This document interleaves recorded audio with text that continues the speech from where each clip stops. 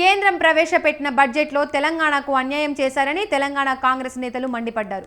కేంద్రం తీరుకి నిరసనగా tank bund Ambedkar విగ్రహం వద్ద ధర్నా నిర్వహించారు. తెలంగాణ నుండి అధిక పన్నులు చెల్లిస్తున్న కేంద్రం నిధుల కేటాయింపులో మొండి చేయి చూపించిందని ఆగ్రహం వ్యక్తం చేశారు. ఇద్దరు కేంద్ర మంత్రులు ఉండి కూడా నిధులు తేలేకపోయారని విమర్శించారు. ఎన్నికలు ఉన్న రాష్ట్రాలకు అధిక ప్రాధాన్యం ఇచ్చారని ఆరోపించారు. కాంగ్రెస్ ధర్నాకు సంబంధించి మరింత సమాచారాన్ని మా ప్రతినిధి రాజు అందిస్తారు.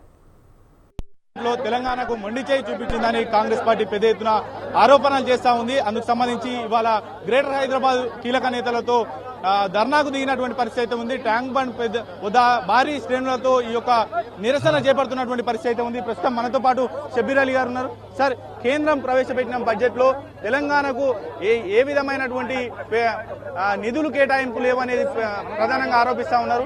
ఆ కేంద్ర బడ్జెట్ ని చూస్తే ఏ విధమైనటువంటి అభిప్రాయం కలుగుతుంది? కేంద్ర ప్రభుత్వము తెలంగాణ ప్రజలకు 4 కోట్ల ప్రజలకు నిరాశ కల్పించింది.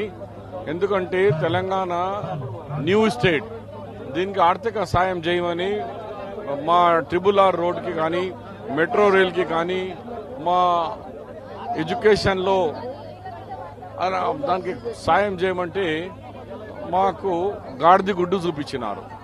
దాంతోనే ఇవాళ నిరసన తెలిపి, అయ్యా మాకు వరుసగా 2 సంవత్సరాలు 2 బడ్జెట్లో అన్యాయం చేసినాము, ఈ అన్యాయంకు మీరు మాకు న్యాయం చేయండి, మా ప్రాజెక్టులకు ఫండింగ్ చేయండి అని చెప్తున్నాం.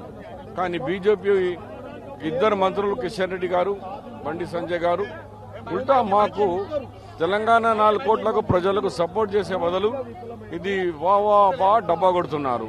వా అన్నప్పుడు బీహార్కి ఇచ్చినప్పుడు మాకెందుకు ఇయ్యవు, ఢిల్లీకి ఇచ్చినప్పుడు మాకెందుకు ఇయ్యవు, గుజరాత్కి ఇచ్చినప్పుడు మాకెందుకు ఇయ్యవు అంటే సౌత్ ఇండియాకు భారతీయ జనతా పార్టీ ఎప్పుడైనా అగెనిస్ట్. ఎందుకంటే ఒట్టు రావు, ఓన్లీ నార్త్. ఎగ్జాంపుల్ గా మేము రూపాయి ఇస్తున్నాం ట్యాక్స్, వాళ్ళు బ్యాక్ ఎంత ఇస్తున్నారు?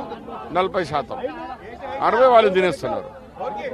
యూపీకి రూపాయి వస్తే 3 కలిపి 4 ఇస్తున్నారు. అలాగే బీహార్ కు వాళ్ళ దగ్గర 1 రూపీ వస్తే 10 రూపాయలు అడిషనల్ కలిపి 11 రూపాయలు ఇస్తున్నారు. మన రూపాయికు బ్యాక్ మన రూపాయి మనకనే ఇస్తున్నారు, ఉల్టా మనతోని 60 కట్ చేసి 40 ఇస్తున్నారు. ఇది పెద్దరికం మా వాళ్ళది. దాని మీద త్వరలో సౌత్ ఇండియా మొత్తం కూడా యావత్ సౌత్ ఇండియా దండెత్తి వాళ్ళు ఉన్న కేంద్రం మీద మీ యొక్క ఆలోచన మార్పండి. ఇది మాత్రం మా తెలంగాణకు న్యాయం చేసి ఈ బడ్జెట్ రివైజ్ లో మాకు ఫండ్ ఇవ్వండి అని మా దివాలా ధర్నా. ప్రస్తుతం తెలంగాణ నుంచి ఇద్దరు మంత్రులు ప్రాతినిధ్యం వహిస్తున్నప్పటికీ కూడా అన్యాయం జరుగుతూ ఉంది అనేది కూడా ప్రధానంగా చెప్తున్నటువంటి పరిస్థితి ఉంది. ప్రధానంగా కంటోన్మెంట్ ఎమ్మెల్యే శ్రీ గణేష్ ఉన్నారు. సార్, కేంద్రంలోని ఇద్దరు మంత్రులు తెలంగాణ నుంచి ప్రాతినిధ్యం వహిస్తా ఉన్నారు. అయినప్పటికీ తెలంగాణకు నిధులు కేటాయింపు అన్యాయం జరుగుతూ ఉంది. బీజేపీ పార్టీ ప్రభుత్వం ఏమనుకుంటుందంటే రాష్ట్రానికి 2 మంత్రులు ఇచ్చిన అది చాలా అనుకుంటారు. రాష్ట్రానికి 2 మంత్రులు కాదు, రాష్ట్రంలో అన్ని విధాల డెవలప్మెంట్ కి నిధులు కావాలి.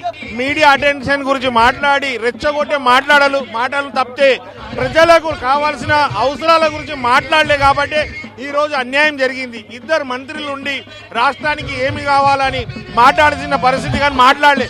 కానీ గౌరవ ముఖ్యమంత్రి రేవంత్ రెడ్డి గారు అనేకసారి ఢిల్లీకి వెళ్లి ప్రధానమంత్రిని కలవడం, అన్ని శాఖల మంత్రిని కలిసి రాష్ట్ర ప్రయోజనాల గురించి, విభజనలు ఇచ్చిన హామీల గురించి మాట్లాడినా కూడా ఈ రోజు నిన్న ప్రవేశపెట్టిన బడ్జెట్ లో ఏమాత్రం రాష్ట్రానికి బడ్జెట్ లో ఏమి కేటాయించినందుకు, మొండి చేయి కేటాయించినందుకు ఇలా రాష్ట్రం అంతటా ఈ నిరసనలు వ్యక్తం చేస్తున్నాము.